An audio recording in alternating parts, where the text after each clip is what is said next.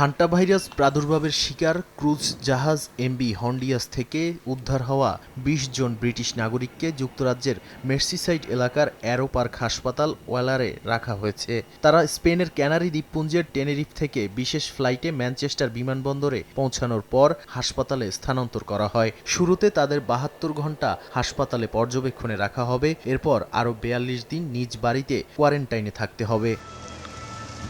যুক্তরাজ্যের স্বাস্থ্য নিরাপত্তা সংস্থা ইউকে হেলথ সিকিউরিটি এজেন্সি জানিয়েছে, উদ্ধার হওয়া যাত্রীরা সবাই বর্তমানে সুস্থ এবং কোনো উপসর্গ নেই। হান্টা ভাইরাস সাধারণত ইঁদুরের মাধ্যমে ছড়ায়, তবে এই প্রাদুর্ভাবে শনাক্ত অ্যান্ডি স্ট্রেন বিরলভাবে মানুষ থেকে মানুষে সংক্রমিত হতে পারে বলে ধারণা করা হচ্ছে। এখন পর্যন্ত কয়েকজনের মৃত্যু এবং একাধিক দেশে সংক্রমণের খবর পাওয়া গেছে, যার মধ্যে ফ্রান্স, যুক্তরাষ্ট্র, স্পেন ও দক্ষিণ আফ্রিকা রয়েছে।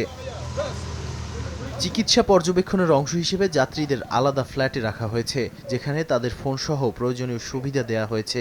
অবস্থার অবনতি হলে তাদের লিভারপুলের রয়্যাল ইউনিভার্সিটি হাসপাতালের বিশেষ সংক্রামক রোগ ইউনিটে নেওয়া হবে। ব্রিটিশ প্রতিরক্ষা মন্ত্রণালয় দূরবর্তী আটলান্টিক দ্বীপ ট্রিস্টান দা কুনহায় আক্রান্ত এক ব্যক্তির জন্য মেডিকেল টিম পাঠিয়েছে। বিশ্ব স্বাস্থ্য সংস্থা বলছে, সাধারণ জনগণের জন্য ঝুঁকি অত্যন্ত কম।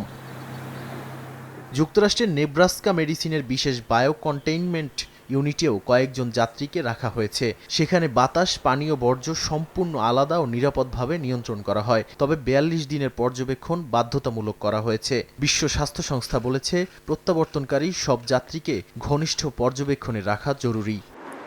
নাদিম মারজান, সময় সংবাদ।